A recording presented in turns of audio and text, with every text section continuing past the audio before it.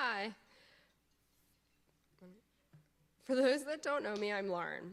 I was so fortunate to get to be Tara's twin sister and experience firsthand for 29 years her enormous heart, her sense of humor, and most importantly, her ability to make the best of it. She literally named this event because she never stopped prioritizing that. Tara was the first person to celebrate with a loved one and the first person to lend support. She was the girl who throughout her cancer battle would still worry about everyone else. This event and this foundation are the perfect blending of Tara's desire to celebrate the good and her dedication to helping others. Tara was so grateful for this community, embracing her foundation, and we are forever grateful for your continued support in helping us to make the best of it. One thing that Tara was extremely grateful for also in that fight was Dr. Lynn Schuchter. Tara nicknamed Dr. Schuchter the best doctor in the world. She's basically the Taylor Swift of the cancer world, we learned. Her prominence was never more apparent, though, than this past year as she served as the president of ASCO. But for Tara, she was the doctor who was with her for every step of the fight. And now, almost 10 years later, after she died, it's clear that Tara left an equal impression on her. As she spoke at the ASCO conference in front of 42,000 people about a month ago, she talked about how Tara was that patient for her, and then raised a toast on stage with all 42,000 people and toasted Tara. It was an incredible moment.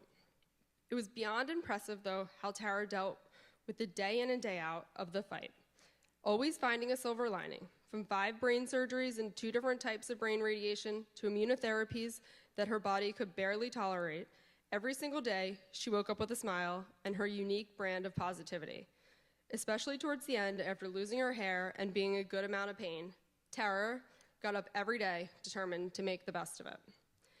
As she fought through the cruel side effects that came with fighting for her life, she made the selfless decision to start this foundation and fight for the lives of everyone who would come after her. She chose to spend her final months trying to improve the lives of future melanoma patients. Knowing she likely couldn't improve her fate, she spent the time she had left wanting to change the odds for the next person.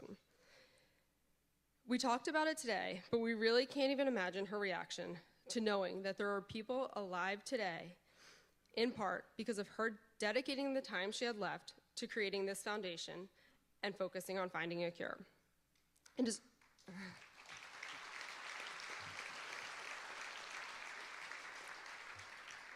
it's a little surreal for our family to think about the fact that Tara contributed to families who 10 years ago would be mourning a loss, but today are celebrating a victory instead.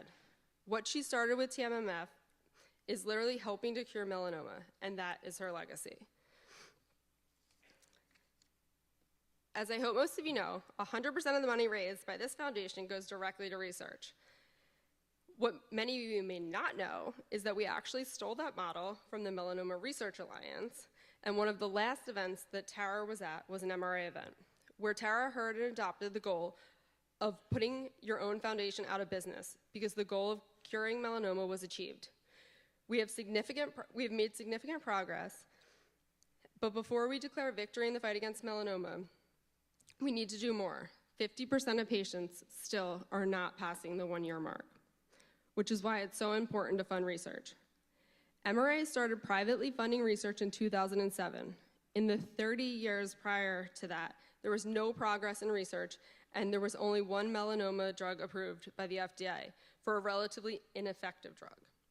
Since MRA came on the scene, there have been 17 new drugs approved, in large part because of that private funding. Tara didn't live to have the benefits of all of these new treatments. However, she was blown away by the MRA's impact on improving melanoma treatments and the options available for patients. Since its inception, TMMF has been funding groundbreaking research in partnership with MRA. Now, I'm incredibly proud. I feel like we've always heard from Dr. Schuchter, but this year we wanted you to hear from MRA and the impactful research they're doing. So I'm very proud to introduce Stephanie Kaufman, the president of MRA.